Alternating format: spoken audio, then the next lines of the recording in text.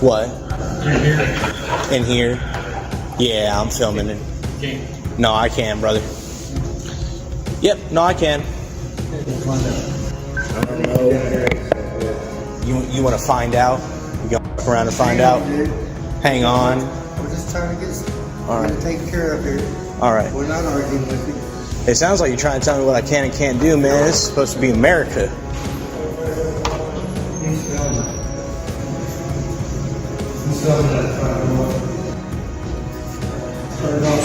Nah, man, I'm good. Don't worry. Leave. Whoa, don't touch me, buddy. What do you think you're going to do? I'm going to get your ass out of here. That's what I'm going to do. What's your name and badge number? I don't have a badge number. What's your name? You're not filming? You ready for a battery charge? Let's go. Where does the law say that? What law is that? Wait a minute, is this a courthouse? Yeah. Welcome back, everyone. Today, we dive into a tense interaction at the Bloomington Justice Center, where officers immediately attempted to violate a man's rights. They insisted the public must follow their commands rather than the law. The situation escalates quickly as the man films in public, challenging unlawful directives. This is a clear example of the ongoing need for awareness of civil rights. Always remember, understanding your rights is the first step in holding public officials accountable. Hit like to help this video reach more people and spread awareness. So are you the supervisor? No, this is the court. This is where the judge is in the courthouse. What's your name? Officer Borff, you can leave. Officer what? Borff, you can leave. Boruff, B-O-R-U-F-F. That's right. Okay, if I'm free to leave, I'm free to stay, buddy. No, you're not leaving. Which has the court. But I'm telling you to leave. You need Okay, so hey. We can't do it in the public areas. Correct. Where the law ends, there tyranny begins. What law is it that says I can't record here? I'm going to need you to tell me the name. I'm not going to talk to you, okay? Right, so what law is it? Okay, so if not, then I'm going to get in there. So take my stuff, run it through the scanner. I'm going to walk through that scanner, and I'm going to do everything that I want to, as long as it complies with the law in the public areas. So you guys can take your little attitude and your ego and get the hell out of here, get back in your office. You understand me? Yeah, he is. He just came down here and battered me. Do you understand that? Who are you? Are you in charge? I need a supervisor. Get a supervisor here.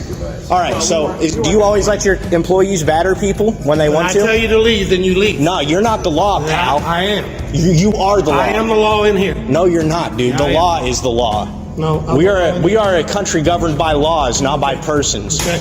You are an absolute tyrant, aren't you? Let me ask.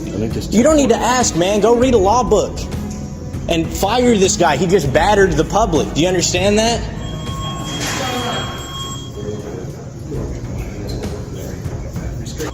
In the building, you cannot film anything in a courtroom. You cannot stand in the hallway and point the camera into a courtroom. It is not allowed. That's by state statute. Don't worry. I know the laws. I comply with the laws. This guy just battered me. Do you know what the statute is for battery? Unwanted, offensive physical contact. I just told him I don't consent to being touched, and he touched me. When so I tell you to leave, you leave. No.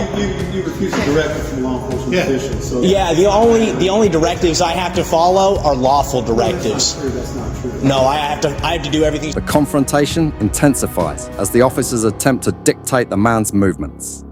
He asks repeatedly for badge numbers and identifies the building as a courthouse, asserting his right to film in public areas.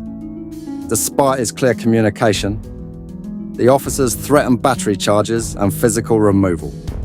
The tension highlights the misuse of authority when law enforcement prioritizes personal ego over the law.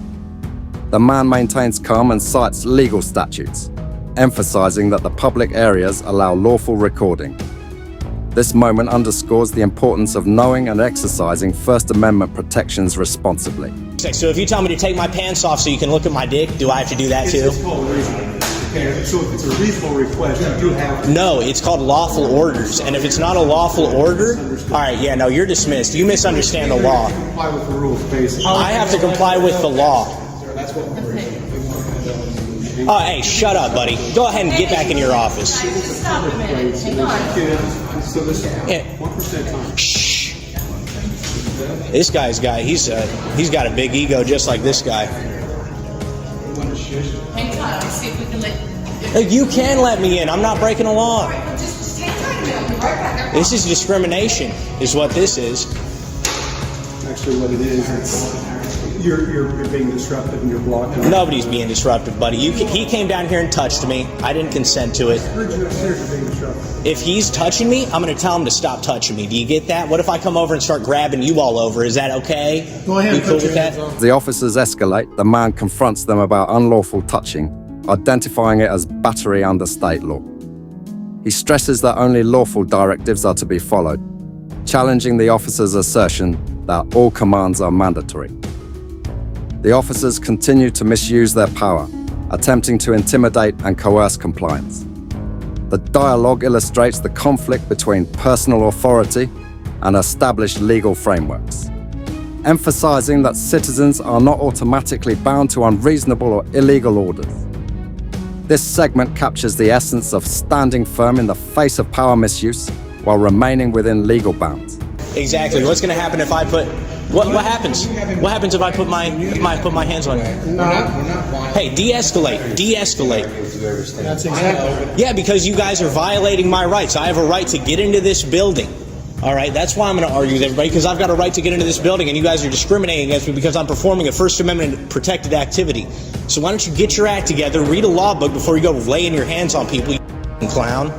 Look at you in that little clown costume. Usable area is a public area, and you're being disruptive. Oh, is that right? Yeah, the First Amendment, it doesn't apply in here. The freedom of speech, it stops at that door. What am I going to be held in? Contempt of cop? You're okay to do whatever you want, just as long as it's reasonable. Yeah, as long as it's lawful. As long as it's lawful. Cross the line of reasonable. No, I am allowed to do whatever I want as long as it's lawful. As long as do you get that? As long as you're reasonable.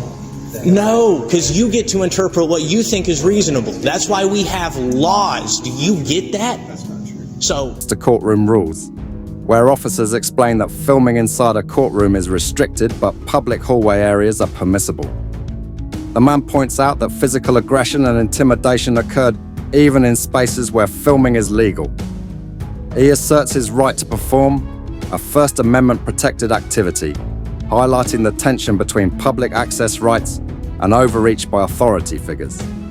This scene demonstrates that understanding legal limits and the misuse of perceived power is crucial to protecting one's rights while remaining compliant with the law. who interprets what you think is reasonable? So you're the expert. I know. I'm allowed to follow the law. You're the expert. Maybe Yeah. you should be sitting up on the bench there. I should probably be there because you clowns don't follow the law, obviously. You're getting a lawsuit for battery. You should probably just walk away. You should probably invoke your right to remain silent and get the hell on out of here. Nobody wants you here. Hey, buddy. Name? It's Luck. Last name's Luck. L-U-C-K. L-U-C-K. Do you have an identifying number? Okay, what about you? Sorry? What's your last name? Can you spell that? A-L-W-I-N-E. Allwine. Okay. Okay, awesome. Are you a lawyer, sir? Up there in the suit? This lawyer can tell you what you did was illegal. No. Yeah.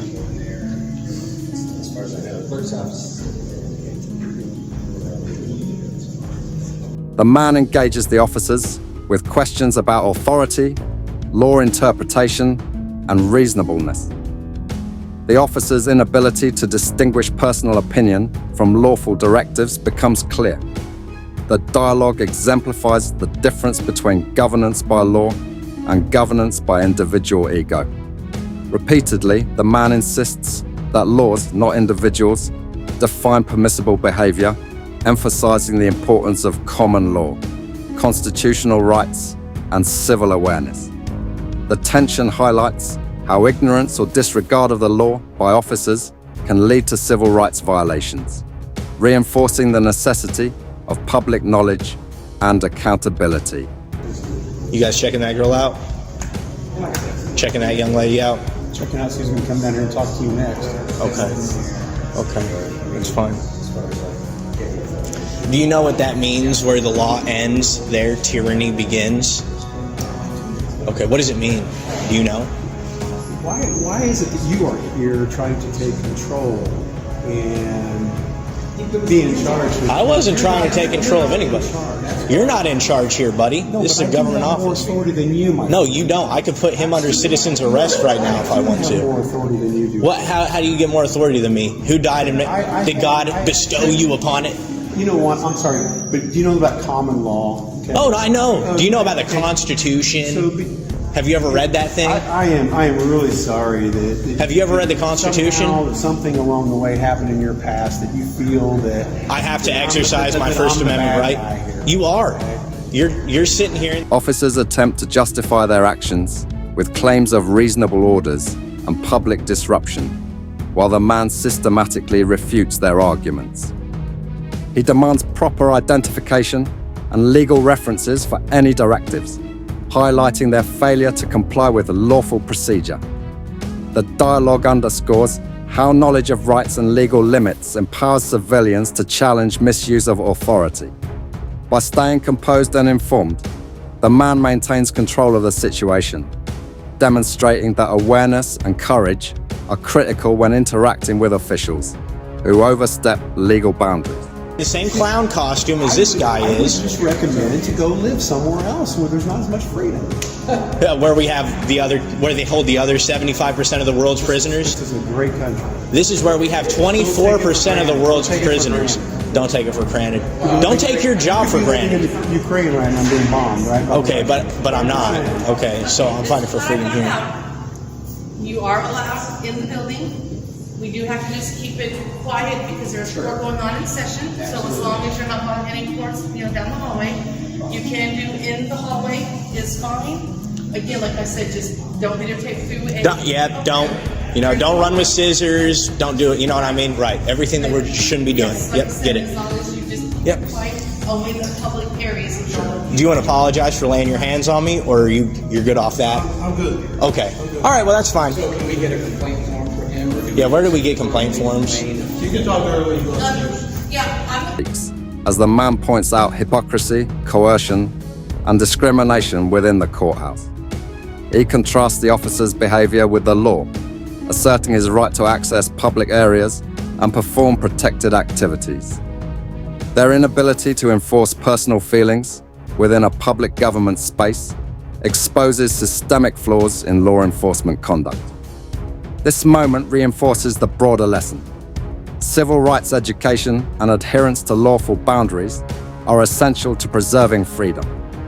It also serves as a stark reminder that authority must always remain accountable to the law, not personal interpretation. Administrator, so I just need it. You work with the sheriff's department, right?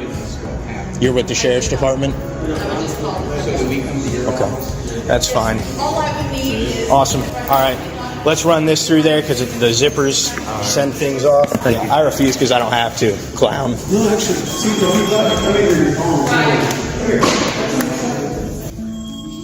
Yes, calling the names, guys, is one that could make us have to leave, so we need to be so. Nope.